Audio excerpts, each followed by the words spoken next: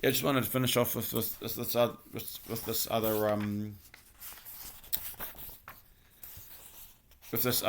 video.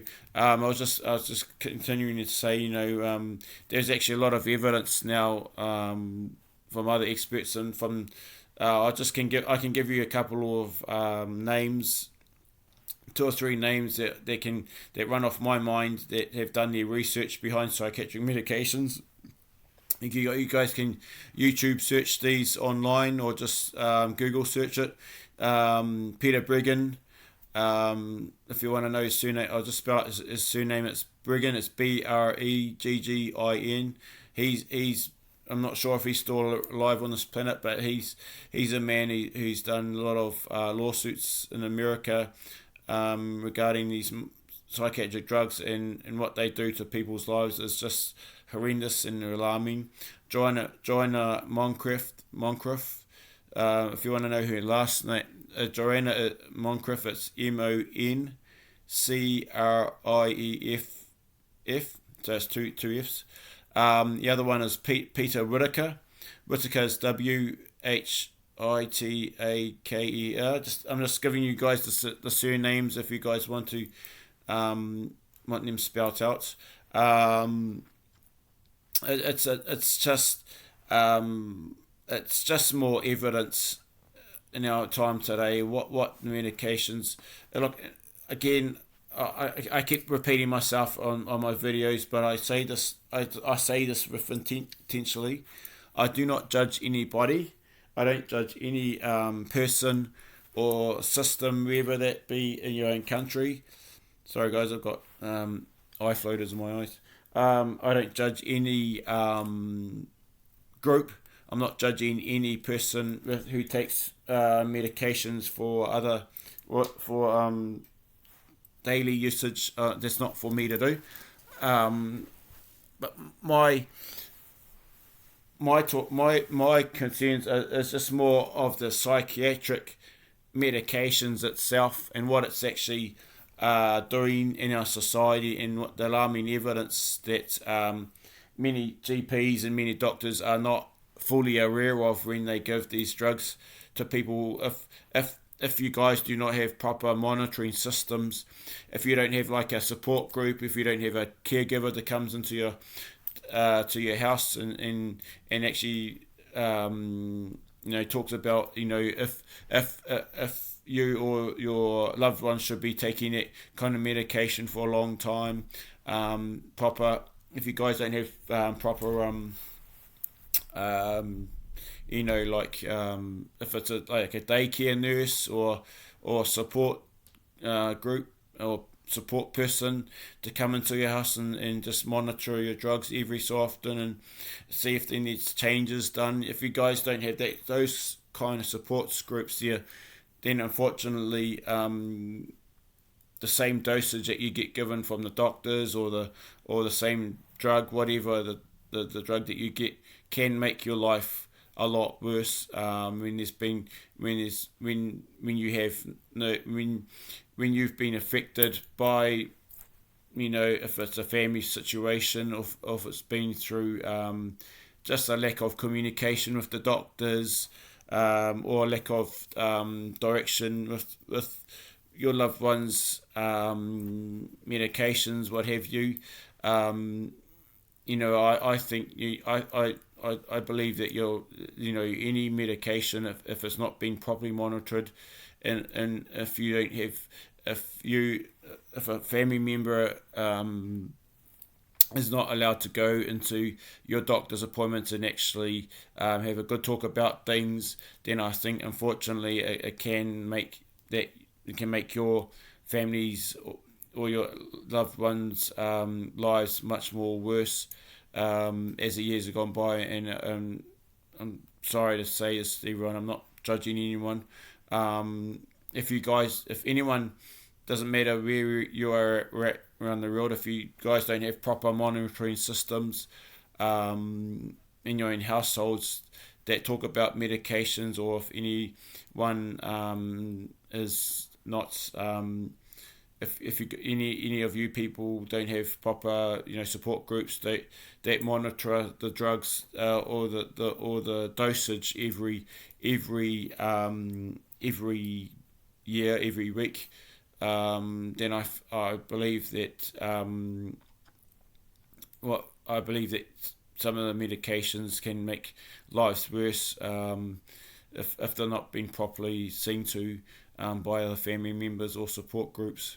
So I'm just going to leave that with you guys now. I was going to do this one here. It says here, become a deliverance minister today, and it's going through a step by step on how to become a deliverance minister today and start receiving donations immediately.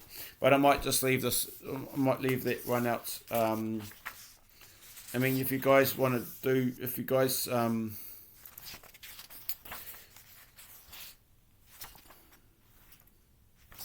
I mean, basically, you can use social media. You can use any online platform if you guys are considering being a deliverance pastor person. And I think it is majorly needed in this country today, in the way of driving out evil spirits and unclean spirits from people's lives. I believe a lot of evil is coming out, is coming up and is rising up in our society today. What I might do, I might just I might read this one up for next time.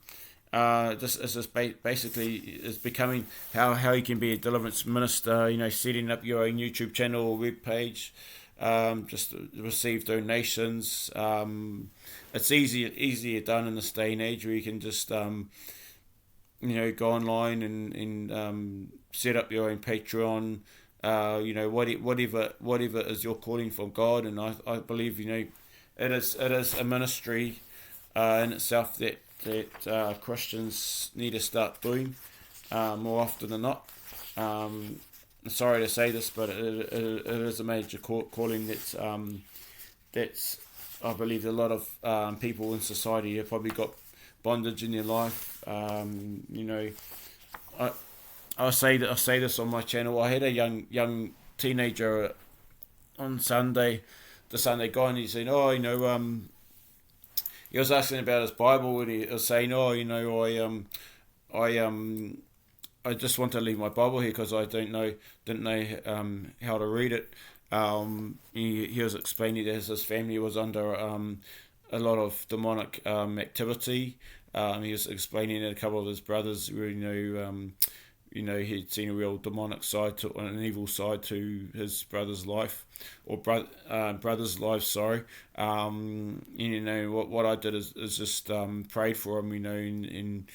I believe when I ministered to that young bloke.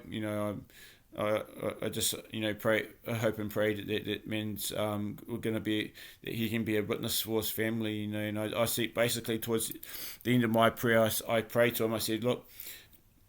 I encourage you, wherever you're at, in your own family or in your situation, just continue to put the blood of Jesus Christ, because Satan hates it when believers talk about the blood of Jesus Christ, because when the enemy, when believers talk about the blood of Jesus Christ more often than not, the enemy can't handle it. I have personally done that more often or not in our country. Because I think if there's I just want to say there is a website called josephplan.org, or you can just Google search it. They're actually an online deliverance. Again, and it's another deliverance group or ministry. They don't do deliverance groups as such. They don't do like online social media. They haven't got a platform. Well, I haven't seen any videos on their YouTube channel or such, but they're another deliverance prayer group. That's they have been online for some time now, and probably in the last 3-4 years. They're another group that's onto where we're heading in this life. Why there's a lot of evilness happening, why I think a lot of Christians who may be under bondage, because of obviously unwillful sin, unrepentant sin. And I'm saying this. I'll say this for myself. I'm not perfect. We all struggle with sin. But yeah, I believe there's a lot of evil that's rising up in this time. I believe that we can't. No believer and no Christian should just have to be silent when the enemy is having a playground in our society at present, and why things are not heading any better. I just say this. I find it funny, but it's not a joking type of funny, but I find it really funny when you hear all this talk on the news and on the ads saying, oh, there's going to be, we're going to be on this earth till 2050 or 2090. It's just laughable. I'm not saying it's laughable in a funny ha. It's not that kind of joking type of laugh. I say laughing and funny in a sense.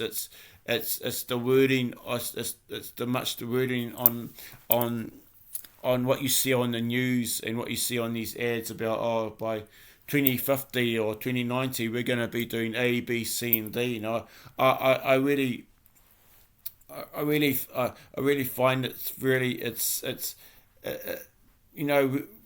Jesus could come tomorrow. We don't know the day or the hour, but we have to be ready more than ever.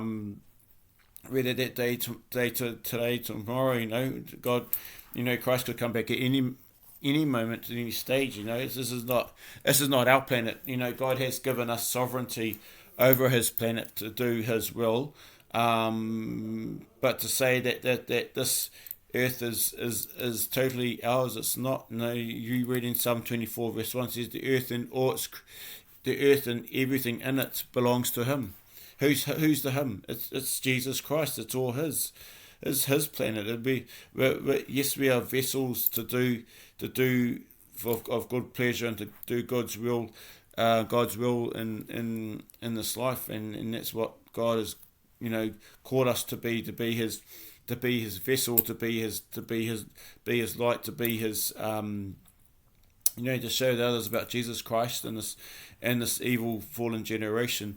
But to claim that everything's all ours, but unfortunately nothing is ours in the end. It's all His. We're here as vessels of His to do. Even the finances is not ours. I'm sorry to say that, and I'm talking about myself as well. As the finances are all His. Everything belongs to Him, but we're here as believers in the faith to encourage one another to fight off evil, to to continue to pray for one another worldwide, and just to be what God has called you to be in this world today. So I just want to say to all you guys out there in this world,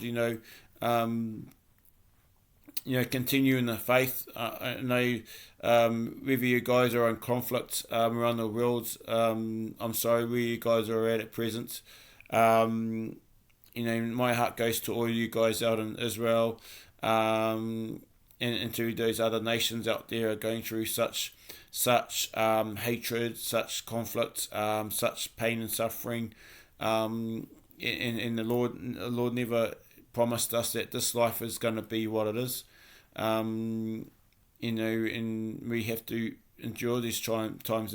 And I'll say this on a personal level: if it's going to cost every Christian and every believer our faith, just because we have to stand up for the gospel, and just because we have to stand up for His word in these times, and that has to be the cost, guys. And I say that to you as simple, straightforward, plain Christian person. That has to be that cost that we're all going to have to suffer through.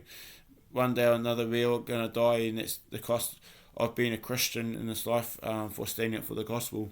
Alright guys, I'll just leave you and love you from now, and hopefully you guys will get a lot of what I've mentioned in the financial prayers and with Brother Carlos.